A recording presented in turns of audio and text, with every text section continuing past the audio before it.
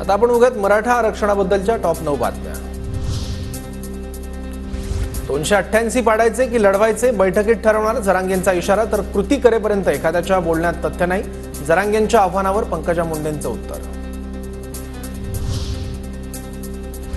महाराष्ट्रातही मणिपूर सारखं काहीतरी घडण्याची चिंता वाटायला लागली। मणिपूरच्या मुद्द्यावरून शरद पवारांचं मोठं विधान।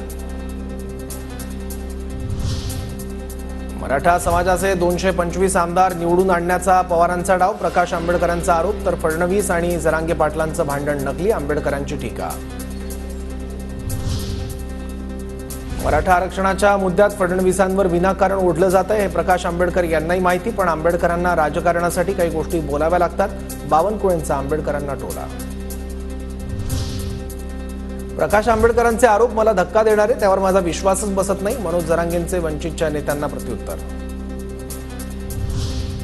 पवारांना विनंती आहे त्यांनी दंगलीला पूरक वक्तव्य करू नयेत। पवारांच्या तोंडून राजकारणासाठी अशी भाषा शोभत नाही, राज्यात कुणीही दंगलीची भाषा करू नये, बावनकुळेंचा पवारांवर निशाणा। सध्या आरक्षण प्रश्नी सुरू असलेल्या आंदोलनाला सामोरं जाणं गरजेचं, जात गणना आमच्यासाठी सेकंडरी विषय, शिंदे गटाचे आमदार संजय शिरसाटांचं वक्तव्य।